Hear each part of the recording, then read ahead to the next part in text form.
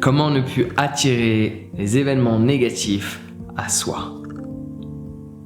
Tu vois, dans ma vie d'avant, il y a 2 phrases que je me répétais souvent. Pourquoi ça m'arrive à moi? Et la seconde, ça m'arrive toujours à moi. Ou voire, petite variante, toujours qu'à moi. Il y a uniquement moi qui vis ces événements négatifs. C'était la manière dont je m'auto-programmais. Parce que personne de ma famille m'a dit « Les événements négatifs, ils arrivent qu'à toi ». C'est moi-même qui ai décidé de me répéter à longueur de temps ces phrases-là. Ça m'arrive qu'à moi, ça arrive toujours à moi. Pourquoi moi, pourquoi moi, pourquoi moi? Sans même réaliser que tous ces événements sont là pour toi et non pas contre toi. Laisse-moi répéter ça. Sans même réaliser que tous ces événements ne sont pas là contre toi, mais pour toi. Pour t'aider soit à évoluer, soit à comprendre des choses que tu n'as pas assimilées, soit pour te faire réaliser que c'est toi qui les as créés. Celui-là, on ne veut pas l'accepter. Ouais. Tu veux qu'on commence par lequel? Par le troisième? Le troisième, il est plus chaud quand même, hein. Ça veut dire que tu es responsable de ces événements-là. Il y a certaines personnes qui ne vont pas accepter cette partie-là. Parce que accepter cette partie, c'est réaliser que l'on crée notre vie. Mais l'accepter, même quand c'est difficile, ça veut dire que tu as le pouvoir. Que c'est toi qui décides de la vie que tu peux mener. Que c'est toi qui choisis la vie que tu veux expérimenter. Donc quand on attire constamment des événements négatifs, déjà la première chose à faire, c'est d'arrêter tous ces refrains classiques de « ça m'arrive à moi, pourquoi toujours moi ?» Non, c'est de les accepter. Par exemple, je sais pas, on t'a quitté, on t'a dit non, alors que tu voulais avoir un oui. On t'a viré, t'as perdu ton boulot. Il y a quelque chose qui ne s'est pas passé comme prévu, il y a quelque chose qui s'est cassé. Il y avait un vase auquel tu étais attaché, celui-ci est tombé, il s'est fracassé. Et t'as dû le jeter. À ce moment-là, juste accepte l'événement tel qu'il est. Cet événement est arrivé. Au moment où il arrive, prends l'habitude de ne pas réagir. Donc, on va prendre l'exemple du vase. T'es là, tu te déplaces, t'es pressé, tu vas partir, t'es en retard au boulot. Et là, en descendant de tes escaliers ou dans ton couloir, ton coude touche le vase tombe et se casse. La plupart des gens, ils vont péter un câble directement. Que là, tu peux le voir tomber, il se casse, et là, t'es là. C'est pas grave. Ce n'est qu'un objet. Cela peut se remplacer. Laisse-moi répéter parce qu'il faut quand même l'assimiler. Cela n'est qu'un objet. Cela peut se remplacer. C'est pas grave. Ça se remplace. Et certes, il y a des choses dans la vie qui ne se remplacent pas. Mais tu peux te focaliser sur les souvenirs positifs que tu as plutôt que sur les souvenirs négatifs que tu décides d'activer qui parfois même ne sont même pas reliés à une personne ou à un événement en soi. Ils sont juste activés à travers une interprétation de l'événement lui-même. Ou alors, tu prolonges un événement négatif. Donc par exemple, le vase cassé, tu peux le considérer comme étant un événement négatif. Pourquoi pas? Ça peut être aussi un événement positif. Parce que le vase était là pour te montrer que tu fais pas attention à l'envergure de tes bras. Que tu n'es pas assez conscient quand tu marches de ton environnement. Donc si tu le perçois ainsi, cet événement est positif. Si tu le perçois négativement, déjà premièrement ce qui va se passer c'est que tu vas le prolonger dans le temps. Tu vas arriver au boulot, tu vas t'asseoir sur ta chaise, si tu travailles derrière un PC, tu vas repenser putain le vase il est cassé, il est cassé, oh là là je l'avais acheté tant, oh là là on me l'avait offert à tel moment, et ainsi de suite. Donc tu vas prolonger un événement que tu as catégorisé comme étant négatif dans le temps. Ça veut dire que cela va te pourrir intérieurement plus longtemps. Et c'est là que tu vas attirer des événements négatifs à toi. C'est à ce moment-là que tu vas réattirer, je sais pas comment on dit ça, tu vas continuer d'attirer des événements négatifs à toi. Parce que la fréquence que tu vas émettre va être négative. Prenons les 2 exemples. Donc le premier, le plus classique de 90-15% des gens. Ouais. Si. 90? Soyons gentils. 80% des gens. Le vase tombe, le vase se casse. Pas content, énervé, tu cries, t'es tout seul chez toi, tu pètes un câble, tu vas bosser, tu continues d'y penser. L'énergie dans laquelle tu es, elle est pas top. On n'a pas envie de te venir causer la parole et dire ça va, t'as passé un bon week-end. Non, on n'a pas envie de te dire ça. Tu sens que il va y avoir de la friction, tu peux démarrer au quart de tour, t'es extrêmement négatif. Par ce fait, le comportement que tu as inconscient, parce que la plupart des gens, nous, êtres humains en fait, pour être plus exact, entre 75 et 95% de notre temps, les choses que l'on fait sont inconscientes. Regarder, bouger, respirer. Or celui-là, c'est à 99% du temps, pour la plupart des gens.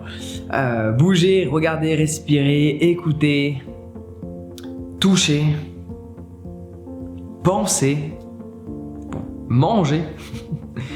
Bon, entre 75 et 95% des choses que l'on fait, ou que l'on entend, ou tout ce que je viens d'énumérer, sont de l'ordre de l'inconscient.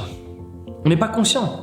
La plupart des gens ne sont pas vraiment conscients quand ils marchent. Être conscient quand tu marches, c'est être conscient de chacun de tes mouvements. Être conscient quand tu manges, c'est pleinement ressentir la texture de chaque aliment dans ta bouche.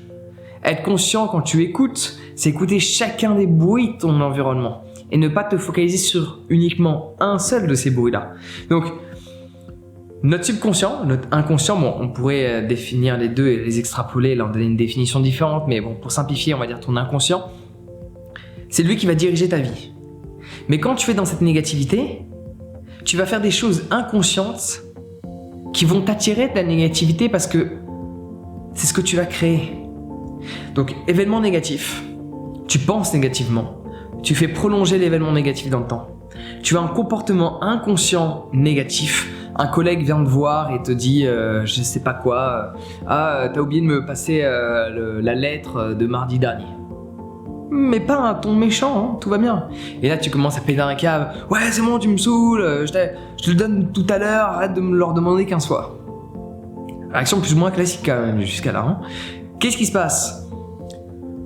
Ton collègue, il va pas trop t'aimer. Peut-être à un moment donné il va te la mettre à l'envers parce que tu l'auras énervé. T'aurais été l'élément déclencheur de l'énervement, mais l'énervement était toujours présent en lui parce que quand tu presses une orange, il y a du jus d'orange. Donc l'énervement ne provient jamais de l'extérieur, il est déclenché de l'extérieur, mais il provient toujours de l'intérieur. Ouais. Donc, lui à un moment donné par exemple, il décide de te faire une crasse, ou alors il y avait un truc qu'il savait qu'il avait de l'importance pour toi, mais vu que tu lui as manqué de respect, il y avait un autre projet, par exemple il te l'a pas donné en temps pour que tu sois dans la merde, et après tu vas te dire putain j'attire toujours des événements négatifs. Non. C'est que tu les as créés à travers la négativité que tu as fait perdurer et le comportement inconscient négatif que tu avais envers ton environnement. Que ce soit des réflexions verbales, que ce soit des comportements. Une personne énervée, vraiment énervée, comment se comporte-t-elle avec ses mouvements? Bon, il y en a, tu vois. Là, ils mettent des points. Mais la plupart des gens ne font pas ça. La plupart des gens, ils sont nerveux, ils prennent des choses, ils les déplacent rapidement, ils sont énervés, ils marchent nerveusement. Et donc forcément, ils peuvent davantage casser quelque chose, par exemple. Ou s'énerver davantage quand il y a quelque chose qui ne fonctionne pas. Et après avoir une réflexion vers quelqu'un, et s'embrouiller avec quelqu'un, et ainsi de suite, cette personne te quitte, je sais pas quoi. Et donc en fait, il y a un plein d'enchaînements négatifs d'événements parce que inconsciemment, tu as eu ce comportement négatif au sein de ton environnement. Et cet environnement va te conditionner, l'épigénétique, ça va conditionner ta manière d'être, et là tu vas vivre constamment dans le négatif et tu vas constamment attirer du négatif. J'espère que mon explication est claire. Donc, pour contrebalancer ce négatif dans le positif, il faut le contrer dès le début. Après, tu peux le contrer après, mais ça demande un peu plus de volonté. Donc, le truc se casse. Relativise. Tout de suite, fais de ton mieux de ne pas réagir. Et si tu réagis en mode... Tu réagis directement, tu te calmes, c'est bon, c'est pas dramatique, tu ramasses, allez, essaie de trouver une raison. Alors je suis d'accord avec toi, parfois il va falloir trouver des raisons complètement bidons. Tu vas devoir trouver des arguments par rapport à cette chose était censée m'arriver dans la vie, mais en fait c'est bidon.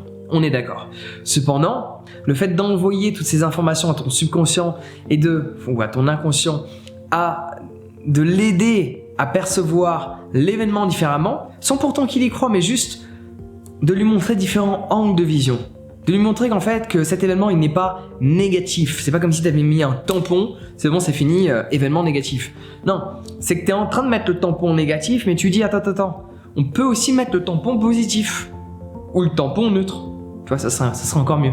C'est juste accepter les événements de la vie tels qu'ils sont et faire avec eux. Juste fais avec ce qui est devant toi, ce qui est avec toi, ce qu'il y a déjà en toi, avec ce que tu possèdes déjà. Et après, tu pourras obtenir plus. De positivité, par exemple. Ouais. Donc, c'est comme ça qu'il faut faire. C'est 1. Contrer l'événement négatif dès le début. Même te raconter des bobards et chercher une justification à cet événement qui est positif. Même si tu as du mal à y croire, pour entraîner ta force mentale à percevoir les choses différemment. Donc ça, c'est une solution.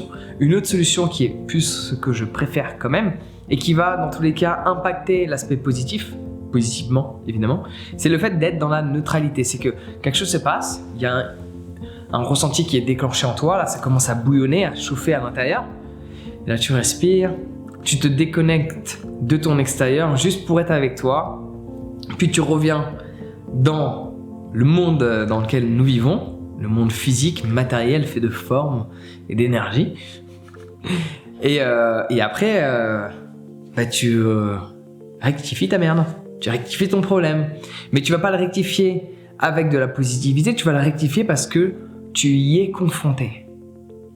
Ça, c'est ce que je préfère faire. C'est-à-dire qu'il y a un événement négatif, ça t'énerve, tu prends du recul, tu crées une séparation avec l'événement, c'est bon, il n'existe plus, tu es avec toi, tu respires tranquille, puis tu reviens dans la situation pour traiter cette situation. Tu ne cherches pas à la voir positivement. Donc après, c'est une question de choix. Tu peux tester les deux. D'ailleurs, c'est ce que je te recommande. De tester déjà, t'envoyer plein d'affirmations positives par rapport à l'événement, même si tu n'y crois pas, pour entraîner ton cerveau à chaque fois à ne pas diagnostiquer quelque chose comme étant négatif, pour après le faire perdurer dans ta tête en y pensant d'une manière négative et avoir un comportement négatif dans ton environnement qui va te permettre d'attirer d'autres événements négatifs.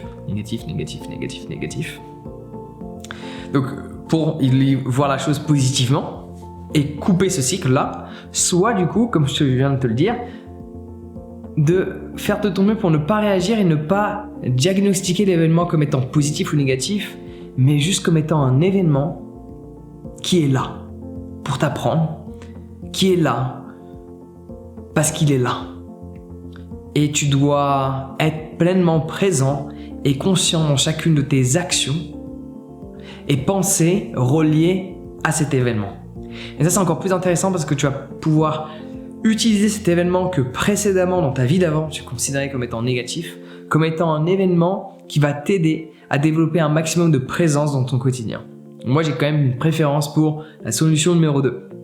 En attendant, le fait de méditer va grandement t'aider. Donc c'est pour ça que je te recommande de télécharger mon guide sur la méditation qui a déjà été partagé par plus de 25 000 personnes. On n'arrête pas de monter au niveau du partage. Donc beaucoup plus de personnes l'ont téléchargé. Donc c'est bien qu'il y a une utilité à travers ce guide. Sinon les gens ne l'auraient pas partagé autant que cela. Donc n'hésite pas à me dire ce que tu as pensé de cette vidéo dans les commentaires si cela a été clair pour toi. Mais juste prends en considération que pourquoi tu attires tous ces événements négatifs de manière récurrente, c'est juste parce que tu as un comportement négatif inconscient. Et celui-là, tu peux le stopper dès lors que tu en prends conscience, ou voire avant, quand tu prends conscience de l'événement, avant de le catégoriser, ou après l'avoir catégorisé. Plus tu vas intervenir tôt, dès qu'il y a un événement que tu considères négatif, moins celui-ci va t'affecter dans le temps. Donc le fait de méditer régulièrement te permet d'être dans un état de présence et de moins réagir aux événements. de laisser les événements extérieurs être à l'extérieur, parce qu'ils ne définissent pas ta condition intérieure. Si je veux être positif, je le dessine. Bon, ça fonctionne pas avec le négatif, en général on veut pas l'être. Mais tu vois là où je vais en arriver. Donc n'hésite pas à partager cette vidéo, à me dire ce que tu en as pensé, et à télécharger ton guide gratuit sur la méditation. Sur ce, on se retrouve de l'autre côté, sur mon site internet. Prends soin de toi, passe une excellente journée.